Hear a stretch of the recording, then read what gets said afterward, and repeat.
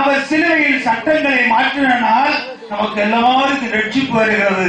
நாம் எல்லாரும் ஒரே அப்பாவின் பிள்ளைகளாக இந்த இடத்துக்கு கூடி வருகிறோம்.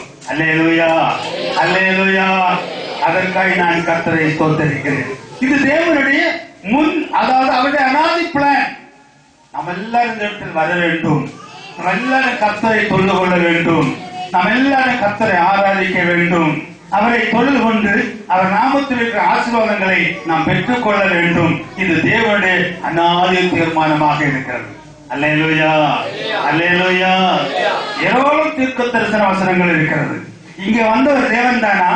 ஒரு வசனத்தை வாசித்துட்டு வருவோம். ஏசாயா தீர்க்கதரிசியின் புஸ்தகம் 25ஆம் அதிகாரம் 25:8-9 படியுங்கள். ஏசாயா 25:8-9. இங்கே வசனம் சொல்ல பாருங்கள். இங்கே வருகிறவர், இரட்சகராக வருகிறவர் மரணத்தை ஜெயமாக விழுங்குவார். மரணத்தை ஜெயமாக விழுங்கினாரா?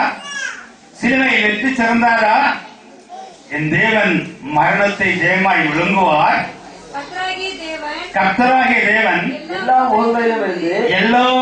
முகங்களிலும் இருந்து கண்ணீரை துடைத்து தமது ஜனத்தின் நிந்தையை பூமியில் யாருடைய ஜனத்தின் தமது ஜனத்தின் நிந்தையை பூமியில் இராதபடிக்கு இங்க இயேசு கிறிஸ்து யாருடைய பாவத்தை போக்கும்படி வந்தார்?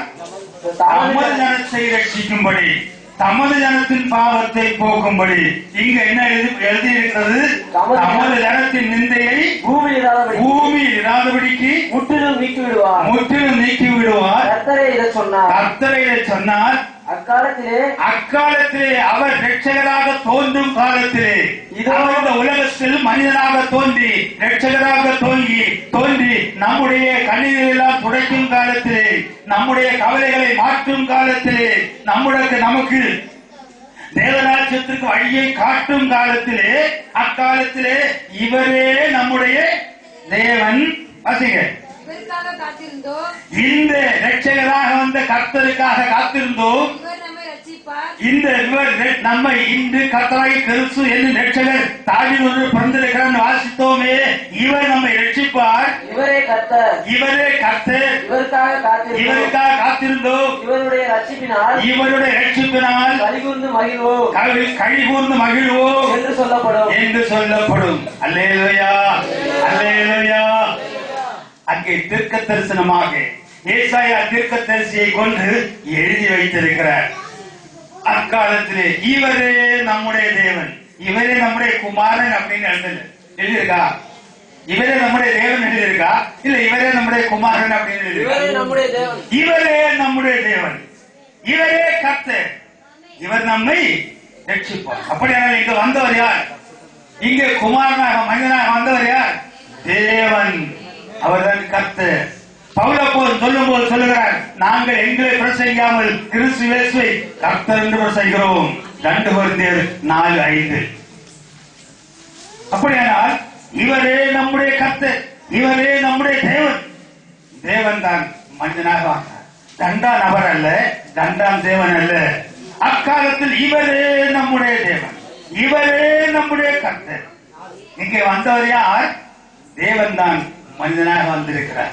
கர்த்தர் தான் இரட்சகராக வந்திருக்கிறார். எல்லோருக்கும் கர்த்தரானவர் தம்மை தொழுகிற யாவருக்கும் ஐஸ்வர்ய சம்பன்னாக இருக்கிறார்.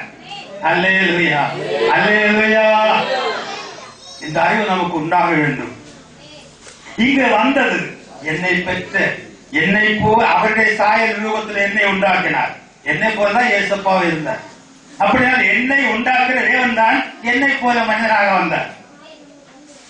என்னுடைய ரட்சிப்பை காட்டுவதற்காக, என்னை பரலோகராஜ்யத்திற்கு கொண்டு போவதற்காக இந்த உலகத்தில் மனிதனாக வந்தார். அந்த அறிவு நமக்கு உண்டாகும் போது இந்த உலகத்தை ஜெயிக்கலாம். அல்லேலூயா, அல்லேலூயா, அல்லேலூயா.